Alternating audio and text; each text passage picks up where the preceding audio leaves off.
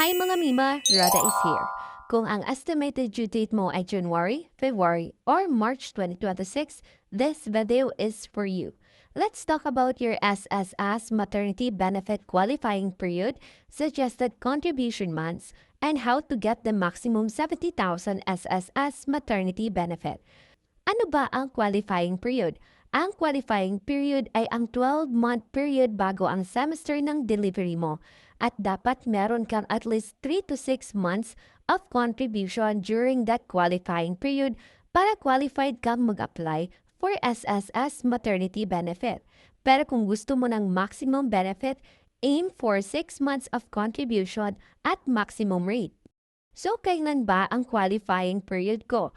For January, February, and March 2026, ang iyong semester of contingency is October 2025 to March 2026. So, your qualifying period is October 2024 to September 2025. At para naman sa mga estimated due date ng first week of January 2026, ang masasuggest ko na buwan na babayaran nyo is October 2024 to June 2025. Bakit? Kasi what if maaga kang manganak, like December 2025? Pasok pa rin ito sa qualifying period ng December 2025, which is July 2024 to June 2025. Pero kung January 2026 ka naman manganak, pasok pa rin po ito. At para naman sa mga estimated due date ng 4th week of March 2026, ang suggested months para mag-contribute ay January to September 2025. Bakit? Kasi kung manganganak ka ng first week of April 2026, pasok pa rin ang contribution mo sa qualifying period ng April 2026 at kung manganganak ka sa month of March 2026, ay pasok pa rin ang iyong contribution sa qualifying period. At kung ikaw ay wala pang hulog base sa iyong qualifying period, pwede pa tayong mag-voluntary payment. At dahil May 2025 na ngayon, o kaya napanood nyo ito ng June 2025, pwede pa po tayong makahabol mga mi. Ang gawin po natin ay mag-quarterly payment at bayaran ito ngayong June 2025. At dahil dyan, nahabol natin ang buwan ng April at May 2025.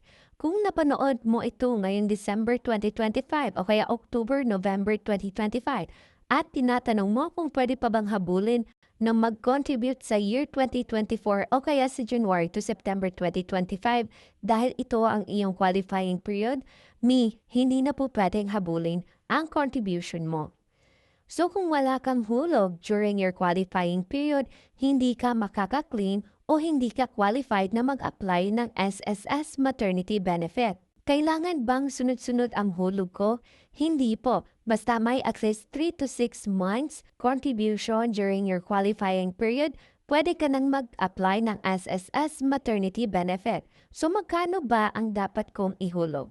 Kung gusto mong makuha ang 70,000 SSS maternity benefit, maghulog ka ng 3,000 pesos per month for 6 months at dapat yung hulog mo ay pasok sa iyong qualifying period. So what if may hulog ako sa April, May at June pero mababa ang amount? Pwede ko bang habulin? Ang i-contribute ko ngayong July, August at September ay 5,000 pesos para mahabol ko yung 70,000 pesos. Pwede po ba yun? Hindi po yun pwede mga mi. Kapag 5,000 po ang inyong kinontribute noong July, August at September, ang equivalent na monthly salary credit dyan automatic is 20,000. Bakit 20,000? Dahil yun po yung maximum monthly salary credit ni SSS. So, instead of 5,000, mag-contribute na lang po kayo ng 3,000 pesos. So, what if yung hulog ko po from October 2024 to September 2025 is 750 pesos. Pwede ko bang dagdagan para mahabol yung 70,000 pesos? Hindi na po pwedeng dagdagan mi. Kung ano po yung hulog nyo sa buwan na yun na po ang iyong contribution. So mga mi, reminder for the late payment, October 2025 contribution onwards is considered late payment. Anong ibig sabihin ng late payment? Kapag nagbayad po kayo sa October 2025 para sa July, August at September 2025, ibig sabihin, late payment na po yun. Kapag late payment, hindi na po yun isasali sa computation ng SSS maternity benefit. So for example, nag-contribute kayo ng 3,000 from April to September 2025. Pero itong July to September 2025 ay binayaran niyo noong October, ang matatanggap niyo lang pong benefit is 35,000. Kasi po, ang kinocompute lang po ni SSS ay itong buwan sa April, May at June. Dahil itong July, August at September ay disqualified na po dahil nga po binayaran niyo ito sa buwan ng October 2025. Kaya mahalaga po na magbayad tayo ng contribution natin on time. So yun lang mga Mima, sana malinaw sa inyo kung kailan at magkano ang dapat ihulog para sa mga estimated due date ng January, February at March 2026. If you have any questions or suggestions, mag-comment lang kayo. And thank you for watching. Don't forget to like, share, and subscribe sa ating YouTube channel. If you want to know more about SSS, watch our other videos.